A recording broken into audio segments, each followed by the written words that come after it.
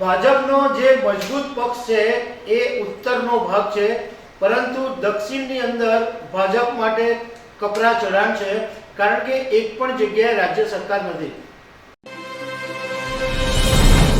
નમસ્કાર દર્શક મિત્રો, 2024માં લોકસભાની ચૂંટણી થવાની છે અને ભાજપે તો ઘણા સમયથી એની તૈયારીઓ શરૂ પણ કરી દીધી છે. અત્યારે પણ બધી તૈયારીઓ જોરમાં ચાલે છે, પરંતુ એક બાબતની અસર દેખાઈ રહી છે કે જ્યારથી 26 વિપક્ષોએ ભેગા થઈને ઇન્ડિયા ગઠબંધન બનાવ્યું છે ત્યારથી ભાજપ કોઈ રિસ્ક લેવા નથી માંગતું અને ખાસ કરીને દક્ષિણના રાજ્યોની અંદર ભાજપ ઘણા સમયથી ઘૂસપેઠ કરવાની કોશિશ કરે છે, તો એ કોશિશને વધારે મજબૂત કરવાનો પ્રયાસો થઈ રહ્યા છે.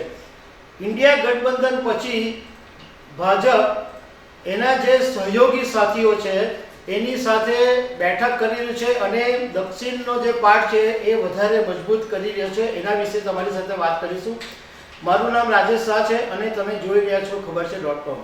દર્શક મિત્રો, તાજેતરની અંદર 5 રાજ્યોની વિધાનસભાની ચૂંટણી થઈ અને એમાંથી 3 રાજ્યોમાં ભાજપે પ્રચંડ બહુમતી મેળવી.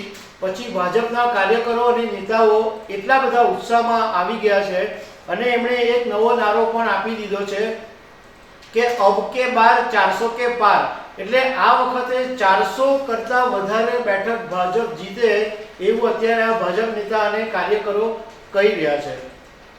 બીજી તરફ જે 26 વિપક્ષોનું ગઠબંધન બન્યું અને ચોથી મીટિંગ પછી 28 વિપક્ષો ભેગા થઈ ગયા, એટલે આજે 28 વિપક્ષોનું ઇન્ડિયા ગઠબંધન બન્યું એ પછી ભાજપ પણ એલર્ટ થઈ ગયું છે અને પોતાના જે સહયોગીઓ છે, ભાજપને પૂરેપૂરો વિશ્વાસ છે કે આ વખતે જીતશે લોકસભામાં, પણ તેમ છતાં પણ નાની નાની બાબતોનું ધ્યાન રાખવામાં આવી રહ્યું છે. ખાસ કરીને દક્ષિણની અંદર ભાજપની એક પણ રાજ્યમાં સરકાર નથી. છેલ્લે એક કર્ણાટકમાં હતી, એ પણ કોંગ્રેસે છીનવી લીધી હતી. ભાજપનો જે મજબૂત પક્ષ છે એ ઉત્તરનો ભાગ છે, પરંતુ દક્ષિણની અંદર ભાજપ માટે કપરા ચઢાણ છે, કારણ કે એક પણ જગ્યાએ રાજ્ય સરકાર નથી.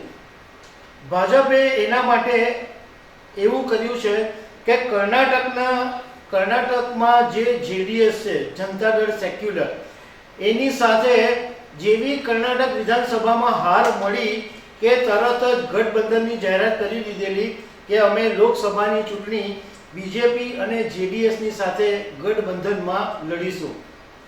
હવે આ જેડીએસના જે નેતાઓ છે, કુમારસ્વામી અને દેવગૌડા, એમણે ગઈકાલે ભાજપના દિગ્ગજ નેતા અને રક્ષા મંત્રી રાજનાથસિંહ સાથે મુલાકાત કરી છે અને એના એક દિવસ પહેલા આ બંને નેતાઓ પ્રધાનમંત્રી નરેન્દ્ર મોદીને પણ મળ્યા હતા.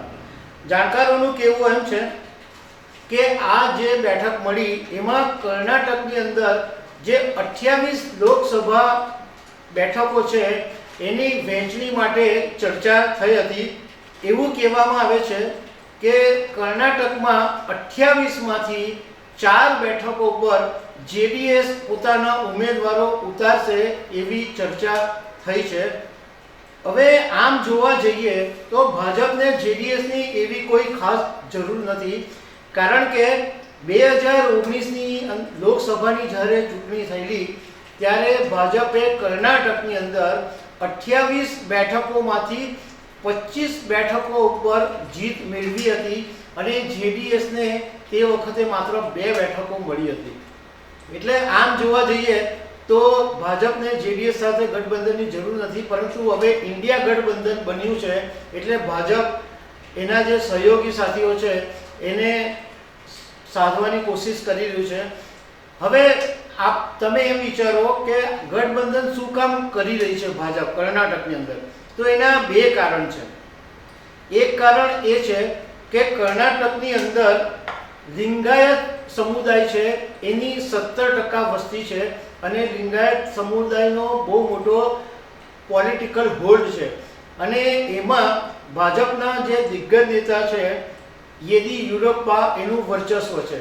અને ભાજપે ફરી એકવાર યેદિયુરપ્પાને પ્રશંસા કરવા માંડી છે. એમના છોકરાને કર્ણાટકના ભાજપ પ્રદેશ પ્રમુખ બનાવી દેવામાં આવ્યા છે અને ફરીથી એક વખત એને યેદિયુરપ્પાને મહત્વ આપવામાં આવી રહ્યું છે. કારણ કે 70% વસ્તી લિંગાયતી છે, એટલે 70% વોટ મેળવવા માટે, અને બીજું કે 15% વસ્તી વોક્કા લિંગાની સમુદાયની છે, અને આ દેવગૌડા અને કુમાર સ્વામી જે છે એ વોક્કા લિંગાની સમાજમાંથી આવે છે, અને આ સમાજના 15% વોટ છે.